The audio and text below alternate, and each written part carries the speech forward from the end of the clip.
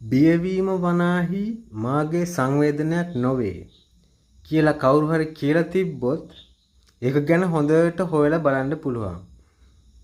මොකද මේ කාල ප්‍රවාහය ඇතුළත අතීතය වර්තමානය අනාගතය කියන මේ කොටස් තුනේම එකතුවෙන් හැදලා තියෙන කාල ප්‍රවාහය යම් කිසි අයෙක් හිතාගෙන ඉන්න පුළුවන් මේ ඒකට අපි කියනවා මොකද්ද කාල රේඛාව කියලා ගත්තත් ඒකේ අවුලක් නැහැ.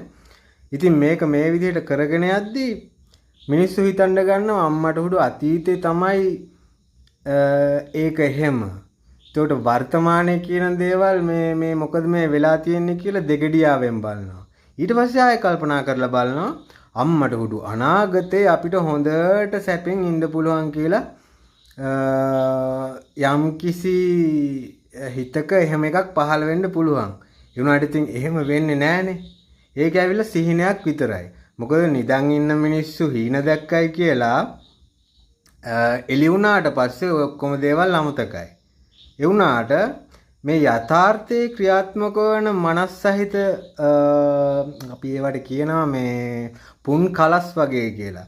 ඉතින් ওই වගේ දේවල් ඔළුවට එනකොට නිකමට හිතන්න තියෙන්නේ අම්මට හොඩු අපිත් මේ තුන් කට්ටුවට රැවටුණා නේද කියලා.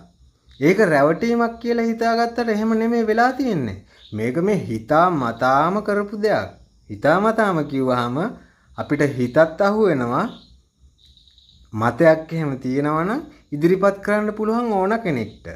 ඒ වුණාට මේ වෙලාවේ කිසිම මතයක් ඉදිරිපත් කරන්න පුළුවන් හැකියාවක් තියෙන කෙනෙක් ඇති කියලා මට හිතෙන්නේ නෑ. මොකද ඔක්කොම කරන්නේ බොරුව. ඉතින් මේ බොරුව රජ කරපු කාලේ අවසානයේ දැන් මොකද වෙලා තියෙන්නේ කියලා මේ බලන් ඉන්න හැමෝටම දයානුකම්පාවක් එහෙම ඇති වෙනවා නම් ඒක ස්වානුකම්පාවක් බවට පත් කරගන්න කියන ඉල්ලීම තමයි මේ වෙලාවේ කරන්න තියෙන්නේ.